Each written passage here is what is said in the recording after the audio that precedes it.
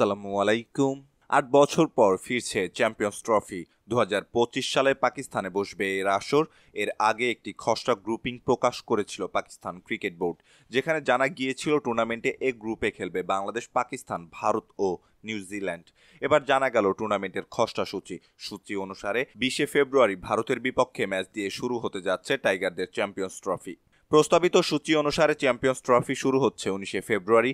British দৈনিক the Telegraph অনুসারে উদ্বোধনী দিনে করাচিতে স্বাগতিক পাকিস্তানের মুখোমুখি হবে নিউজিল্যান্ড। এর পরের দিন লাহোরে টাইগারদের ম্যাচ ভারতের বিপক্ষে। এরপর ৩ দিনের বিরতি দিয়ে পাকিস্তানের বিপক্ষে ম্যাচ বাংলাদেশের। ২৪ ফেব্রুয়ারি রাওয়ালপিন্ডিতে স্বাগতিকদের মুখোমুখি হবে টাইগাররা। ২ দিন বিরতি দিয়ে গ্রুপ পর্বে নিজেদের শেষ ম্যাচ নিউজিল্যান্ডের মুখোমুখি হবে বাংলাদেশ। এই ম্যাচের ভেন্যু লাহোর। চ্যাম্পিয়ন্স ট্রফির সর্বশেষ আসরে সেমিফাইনালে খেলেছিল বাংলাদেশ, ভারতের কাছে হেরে নিতে হয়েছিল বিদায়। তবে গ্রুপ পর্বে নিউজিল্যান্ডের বিপক্ষে সাকিব মাহমুদুল্লাহের সেঞ্চুরিতে স্মরণীয় জয় পেয়েছিল টাইগাররা। খসড়া সূচি অনুসারে চ্যাম্পিয়ন্স ট্রফির ফাইনাল অনুষ্ঠিত হবে ৯ মার্চ।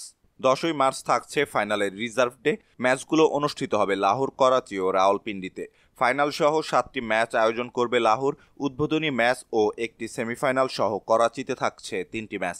আরেক সেমিফাইনাল সহ ৫ ম্যাচ আয়োজিত হবে রাওয়ালপিন্ডিতে। বহুল আলোচিত ভারত পাকিস্তান ম্যাচ হবে ১ মার্চ লাহোরে।